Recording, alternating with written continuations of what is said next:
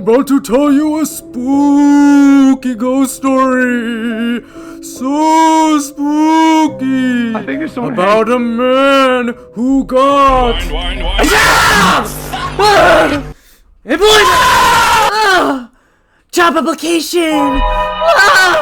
In junior year of high school, I decided to get a goddamn... All is blue, but my neck is red. Now, here's the thing. It was 2023, and every store that said they were hiring was a fucking liar. Liar! They wouldn't even look at applications, they would just delegate that shit to AI! I actually did have entry-level work-like experience beforehand. I volunteered a bunch of times to work at the high school football game concession stands.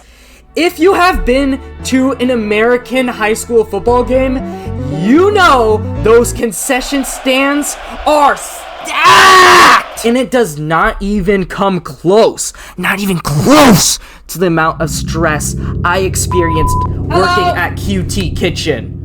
That's right, my first job was at Quick Trip, the best gas station in the Midwest. Quick Trip, if you're hearing this, Quick Trip Corp, please do not sue me. Fuck, I have to clock out in like 20 minutes. I still have to clean the ticket holders. I have to be honest here. I was one of those incompetent employees, and for everyone that I stressed out at work, I'm very sorry. I was trying my best. I was exceptionally bad at the register, and that's because I can't fucking hear people for shit. If a person tells me one thing, my brain registers it as something else, and you can see how that goes being a gas station clerk. On the very first day I have ever worked in my entire life, they started me out with the condiments, pretty easy, pretty simple stuff.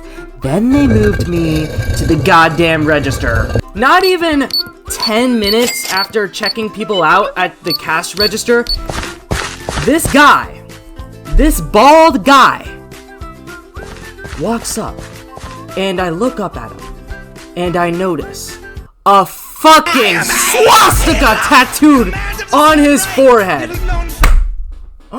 Good lord, why did I decide to work at a gas station? Okay, so first I'm gonna talk about the positives. Then I will move on to what I love talking about, the negatives. First positive is also a negative about working there, and it's the workflow. The workflow at QT is very human. It's heavily communication-based. It's a very hustle-style workflow. If you're one of those people who cannot sit still or gets bored easily, Quick Trip is like the perfect job for you. Another positive was Russell, my strong, nonchalant black queen dreadhead. Another positive thing is that Quick Trip has very flexible hours. Like, let's say you do dance every Thursday, Tuesday from 3 p.m. to 6 p.m. You can get it through management pretty easily, no problem. They're not going to be on your ass about it. They can fill in short staffings pretty easily. They have a message system where they can message all of the local stores around them to see if anyone is able to like fill in some spots. And it's not like a system where you're forced to go to the other store. Hello? Hi, this is Angelina from Store 67. Oh, Store 67. Yeah, today's going terrible. Everyone called in sick. I'm the only one at the store. There's no one to run the kitchen. Yeah, that sounds terrible. That sounds awful. And it's evening rush hour and I have a horrible headache. Yeah, I've been there. It sucks, honestly. So yeah, could I borrow one of your clerks to fill in the short staffing? Hello? Hello? Hello? Can you hear me? I'm killing myself. It's more of a dice roll for that. Another positive is unlimited free fountain drinks. Yes, I love abusing this system. That is where the positives end. Alright, time to talk about the negatives. Woo! The biggest negative is that the company low-key edges the FLSA guidelines to the max. You know what usually is expected whenever you work a long 8-hour grueling shift? That's right, a 20-minute break. You know what QT said to their employees? They said, fuck you. There was no guaranteed break. This is Quick Trip, baby. Sitting down and doing nothing for 2 minutes at this job feels like a fucking war crime. Another negative is the customers. Before I worked at a gas station, whenever conspiracy theorists would say, ooh, there's aliens living among us, I used to think that conspiracy theory was bullshit. But now, I'm gonna be honest here. I can't really explain. I've seen things that, I don't think a human would do. I think there might be aliens among us. The absolute worst part I experienced there was closing the goddamn kitchen. Oh boy! The trauma! The flashbacks. Ah! Beep! Hello! Ah! Oh! Closing the kitchen. Oh, I can't talk about it. I'm so traumatized. The fucking kitchen! Closing the kitchen is like the equivalent of waterboarding. It's like CIA torture, man. Like clocking out on time, it's not gonna happen. Don't expect to clock out at 10 p.m. Expect to clock out at like 11, 12. If you order from the kitchen 30 minutes before closing, you can suck my fucking big Q. I have a free coupon right here. I also did not work very often. Towards the end of my employment there, I was working like only Friday evening and Sunday evening. You know what the biggest negative was, though? It was the goddamn secret shoppers. You know what's worse than snitching at school? Snitching at work! These little moralless monsters would come in the store, stick their dicks in like 4 days a week, and they would impose like impossible expectations. That was rough. We had some rough ones. But yeah, it wasn't all that bad. I enjoyed it. There were some parts I enjoyed. There's some parts I hated, but honestly, I'm kind of done with this hustle culture thing. I want to focus on school, but yeah, that's gonna do it for today. All right.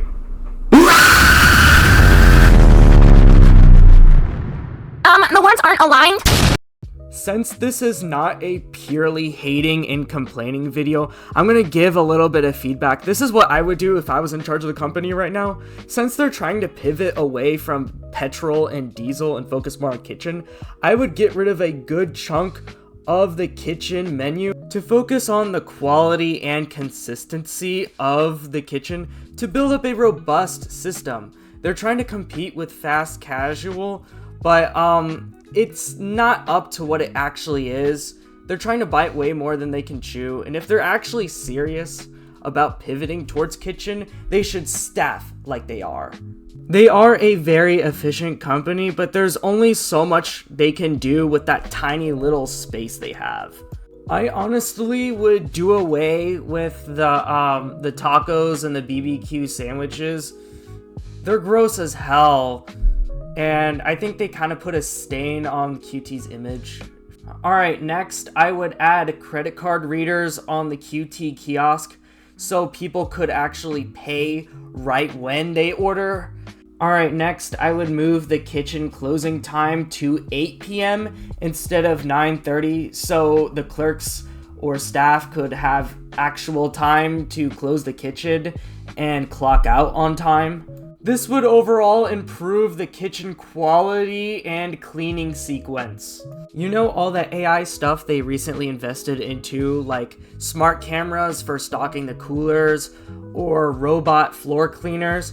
Yeah, I would do away with all of it because you could fix all of those problems by hiring just more staff. Machinery is really great for mass scale things, but when you're talking about a small store with lots of moving parts and lots of complexity, AI is not going to be very effective. I would also add in flavored syrup so people could customize their flavors with the drinking station. I've seen this in areas around like Utah. It's pretty popular there, and I think this would give them a big leg up. Okay, next I would add soy sauce packets to the condiment area for the egg rolls.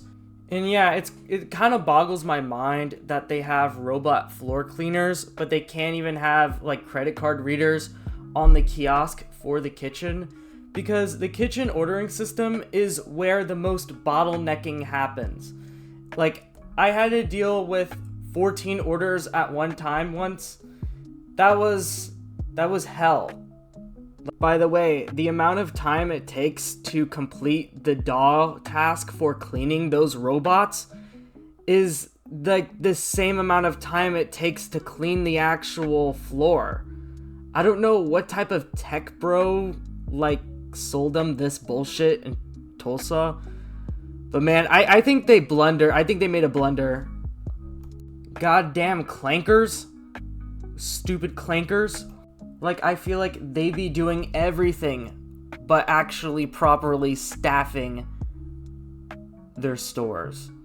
Another thing they could do, if they want to keep their staff, because I notice a lot of people come in and go out easily, and I know, like, they make this big excuse, well, Quick Trip is not for everyone. How about you give people a guaranteed 20-minute break on their 8-hour shift? Like, how about you do that? Like, they need to stop being so arrogant. 8-hour shifts with no guaranteed breaks? That shit would not fly in France. Like, in the majority of developed countries, this would be illegal. It would be illegal in Finland, France, Germany, Ireland, Netherlands, Norway, Sweden, United Kingdom, Brazil.